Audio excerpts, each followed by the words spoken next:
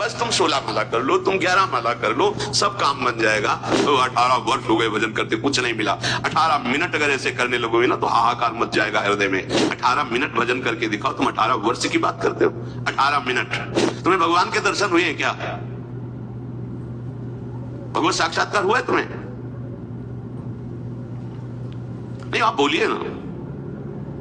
अब लगाओ दिमाग, तुम्हारे पास हो, उत्तर मिल गया तुम्हें, देख लो। कैसी बात करते हो आप? प्रभु के अंश, जो स्थिति चाहो वो तुम्हारी हो जाएगी। चाहो तो तुम स्थिति कहां चाहते हो? तुम तो परिस्थिति में फंसे हुए हो। जहां भगवत स्मृति एक तार प्रारंभ हुई तो सारी कुवासनाएं, जन्म जन्मांतरों का जमा संचित कर्म, प्रारब्ध कर्म, क्रियमाण सब भस्म हो जाता है। जैसे स्वर्ण चमकने लगता है ऐसे ही वो विशुद्ध अपने स्वरूप में प्रकाशित हो जाता है। भागने की, दौड़ने की जरूरत नहीं है। मधुर मधुर हरि स्मृति की जरूरत है। स्मरण चल रहा है, ये सिद्धि है, साधना नहीं। ये सब साधनों का सब साधन कर या फल सुंदर, प्रभु पद पंकज प्रीति निरंतर। अगर अपने आराध्य देव का निरंतर भजन हो रहा है तो मोहि लखि परत भरत मत एगो। भरत जी महाराज जैसे भगवत प्रेम में डूबे हुए तो उनका जनक जी महाराज, वशिष्ठ जी महाराज निर्णय करके कहते कि मुझे भरत जी का मत यही लग रहा है कि सब साधनों का यही सुंदर फल है, आराध्य देव के निरंतर स्मरण में डूब जाए। अगर हमें भगवत स्मृति नहीं है, क्रियाएं भागवतिक है, चिंतन संसार का हो रहा है, ठीक है, पर विश्राम स्थिति नहीं मिली है। जैसे लोग कहने लगे कि हमें तो 18 वर्ष हो गए भजन करते, काहे को व्यर्थ की डींग हाँकते हो? 18 मिनट भजन करके दिखाओ। तुम 18 वर्ष की बात करते हो? 18 मिनट कैसे? तुम्हारा मन उसी में लगा हो जो तुम सुमिरन कर रहे हो। तुम्हारी आंतरिक और बाह्य दृष्टि में केवल वही लिखा हुआ है और श्रवणेंद्री वही सुन रही है। एक सेकंड के लिए लक्ष्य से वृत्ति नहीं हटी। 18 मिनट करके दिखा दो। 18 वर्ष हो गए भजन करते, कुछ नहीं मिला। 18 मिनट अगर ऐसे करने लगोगे ना तो हाहाकार मच जाएगा हृदय में, सारे दोष भस्म हो जाएंगे, चिल्ला के रोने लगोगे, हा कृष्ण, हा कमल लोचन, अब जिया नहीं जा रहा, वृत्ति जोड़ना नहीं आया। कभी किसी फकीर के समीप बैठ करके किसी महापुरुष की चरणामृत का सेवन नहीं किया, उनकी आज्ञा में नहीं बैठे, भगवदाकार वृत्ति हो जाएगी। हाँ, यही हो रहा है। पूरे सिद्धांतों का वर्णन, शास्त्रों को खिलवाड़ समझा जाता है। ये शास्त्र ऐसे समझ में नहीं आते जब तक भगवदाकार वृत्ति को प्राप्त किसी महापुरुष के समीप चरणों में बैठकर उनकी सेवा शुश्रूषा के द्वारा हृदय पवित्र करके उनके वचनों का अनुभव नहीं किया जाता, तब तक शास्त्र समझ में नहीं आता। अनुभूत वचन और शास्त्र से पढ़े पढ़ाए वचनों में बड़ा अंतर होता है। खास बात है अनुभूत वचनों की। शब्द ब्रह्म का पारगामी विद्वान और पार ब्रह्म का अनुभूत महापुरुष ही हमारा काम बना सकता है। प्रभु से प्रार्थना करें कि मुझे ऐसे प्रेमी महाभागवत, ऐसे बोध संपन्न भक्तों का संग मिले जिनके संग से संसार का रंग नष्ट हो जाता है। चित्तवृत्ति प्रभु में नहीं जुड़ी तो सब नाटक होता है, और उस नाटक में प्राप्त भी नाटक ही होता है। आपको अरबों खरबों रुपए मिल गए, बहुत जमीन मिल गई, करोड़ों लोग प्रणाम कर रहे हैं, नाटक ही तो है ना। ठग रहा है तुम्हें मालिक, ठग रहा है। वो सच्चिदानंद प्रभु जिसके चरणों में तुम्हें लौटना चाहिए, वो सामने अज्ञानी बनकर आकर तुम्हें ठग रहा है। अज्ञानी नहीं, वही पर ब्रह्म परमात्मा तत्व तुम्हारे सामने विविध रूपों में आ रहा है। पहचान के दिखाओ, क्योंकि अनुभव नहीं, महात्माओं का सेवन नहीं। क्या मिला तुम्हें? कुछ नहीं, 0 पॉइंट, कोई पॉइंट नहीं। बिना अनुभूत महात्माओं के संग से इस माया के नाटक को काट पाना बहुत कठिन है। काटना कौन चाहता है? सजाना चाहता है माया का नाटक। अज्ञान भरा हुआ है, अविद्या है, हमारा बहुत यश हो रहा है, बहुत कीर्ति हो रही है, बहुत प्रणाम हो रहा है। हो क्या रहा है? स्वाप्निक नाटक। एक सच्चिदानंद प्रभु तुम्हें फिर चल रहा है होश में।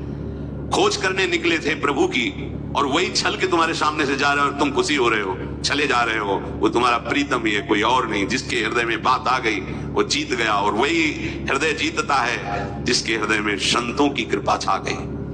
संतों की कृपा छा गई, देहाभिमान नष्ट हुआ, हर कण में, हर क्षण में अपने प्रभु के सानिध्य का अनुभव करता है। इस स्थिति तक पहुंचने के लिए ये घंटे 2 घंटे वाला उपदेश काम नहीं करेगा। जो ऐसी आज्ञाएं दी जाती हो केवल प्रथम लगाने के लिए दी जाती हैं। इतनी संख्या पूरी कर लो तो तुम्हें ये लाभ मिलेगा, अगर इतने माला जप लो तो तुम्हारा ये प्रलोभन आपको उस अखंड स्मृति तक ले जाने के लिए कि नहीं लगे हो तो लगो ना, 16 ही माला कर लो, बस तुम 16 माला कर लो, तुम 11 माला कर लो, सब काम बन जाएगा। तो संत जन ये मीठी दवा दे रहे हैं कि जहां तुम एक भी नाम नहीं जप करते थे 16 माला जपने लगे।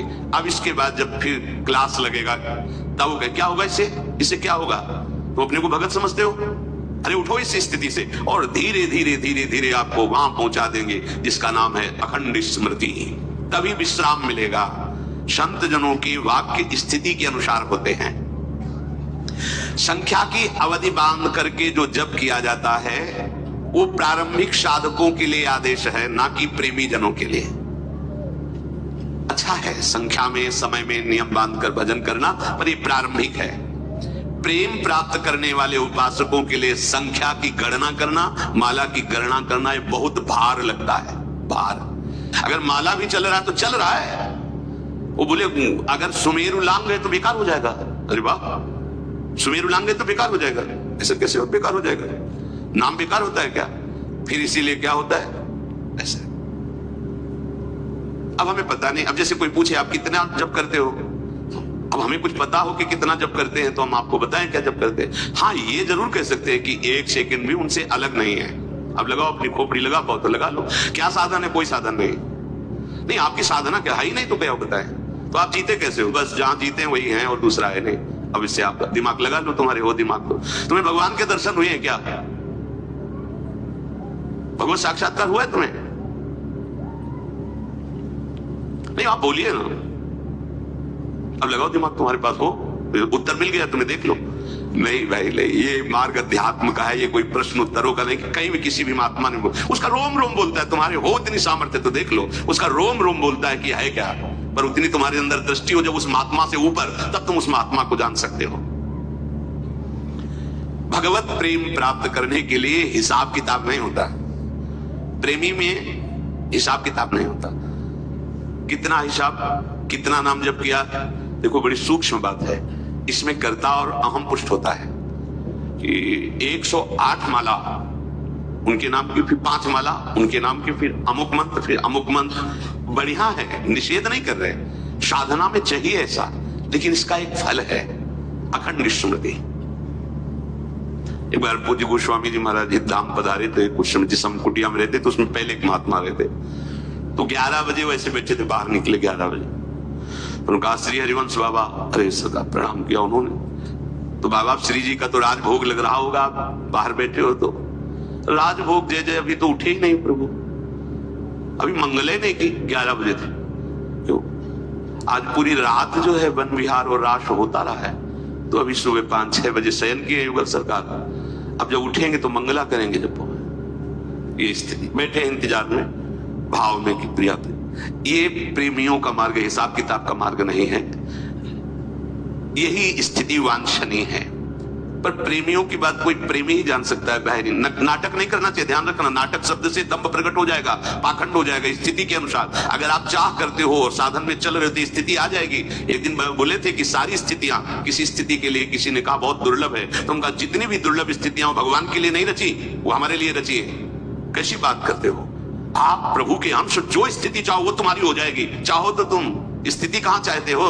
तुम तो परिस्थिति में फंसे हुए हो। परिस्थिति में, स्वस्थिति में कहां हो तुम? आओ स्वस्थिति में। प्रेमियों की एक प्रेम देश की लीला अलग ही होती रहती है। 1 लाख का 550 वर्ष पहले एक इत्र लाए बिहारी जी के लिए। बिहारी जी निधिवन में विराजमान थे। 1 लाख का उस समय।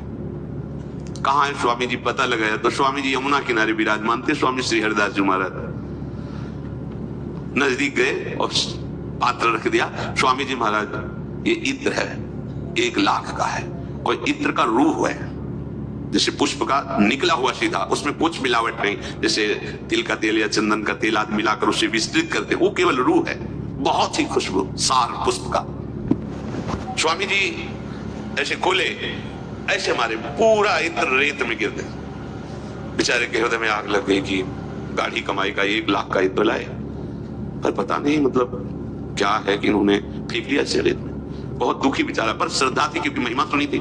जो श्रद्धावान होते हैं वो जल्दी संशय को पुष्ट नहीं होने देते। संशय तो हो जाएगा महापुरुषों के चरित्रों पे, पर वो पुष्ट नहीं, बार बार वो लड़ते रहते, नहीं ऐसा नहीं, कुछ ना कुछ तो होगा दिव्यता इसमें। और उस समय स्वामी जी महाराज श्यामा जू के साथ लालजू से होली लीला खेल रहे थे, बिहारी जू से। तो बिहारी जू पिचकारी पे पिचकारी पिचकारी में छिड़कत तकी तकी कुमकुम नीर, तो सखियां अपने अंचल से पिचकारी के वार को रोक रही थी। अब उसी समय ललिता जू के रूप में स्वामी जी श्यामा जू के साथ है, और इसने इत्र दिया तो तत्काल वो इत्र खोल करके बिहारी जू के ऊपर पूरा डाल दिया। अब इत्र एकदम गिरा तो आंख चपीत ले, सखियों ने उन्हें घेर लिया, पकड़ लिया, तालियां बजी, श्यामा जू की जय। अब स्वामी जी जब आंख खोले तो देखा वो बेचारा उदास खड़ा, तो उनको भैया निधिवन गए हो, निधिवन जाओ बिहारी जू के दर्शन करो, जाके आंख खड़े क्या कर रहे, आज्ञा हुई। श्रद्धावन न होता तो काहे को आया था। निधिवन में जीव ही प्रवेश किया तो जो इत्र लाया था उसी की खुशबू, और जब गए तो बिहारी जो सराबोर उसी इत्र से आग वो समझ पाया, वो रेत में गिरा था, देखने में तो रेत में गिरा, वो बिहारी जी ने। ये जो प्रेम की लीलाएं, प्रेम की बातें हैं, ये बड़ी विचित्र होती है। प्रेमियों का हृदय जाना नहीं जा सकता है। महाप्रभु चैतन्य देव तीर्थ यात्रा में जब भ्रमण कर रहे थे तो एक वैष्णव आए, ऐसे लग रहे थे कि जैसे ये किसी और देश में रहते हैं, एक विक्षिप्त से भावरो शोरस में फिरे खोजतने की बात। महाप्रभु तो प्रेमावतार हैं, दृष्टि बड़ी देख के समझ गए कि बहुत ऊंची स्थिति के महात्मा है। गृहस्थ थे, आए बड़ी दैन्यता से कहा, प्रभु जब आप पधारे ही हैं तो घर पधारिए और भोग आरोग्य। हाँ, महाप्रभु ने कहा, अहो भाग्य प्रभु, मुझ दीनहीन को पावन करने के लिए आपने स्वीकार कर लिया। प्रभु यही पास में गली में कुटिया है, कल 11 बजे आप पधारो, हम ही अकेले रहते, उस समय भोग आपको पाएंगे। महाप्रभु ने कृष्णदास जी साथ थे, उनसे कुटिया दे, और 10 बजे पहुंच गए। जब पहुंचे तो रोने की आवाज आ रही थी कुटिया से। पहली दृष्टि में तो महाप्रभु कोई आश्चर्य नहीं हुआ कि ये आवाज रोने की क्यों है, क्योंकि वो खुद हर समय व्याकुलता पूर्वक हा कृष्ण हा प्राणनाथ पुकारते रहते, अश्रुधारा चलती रहती।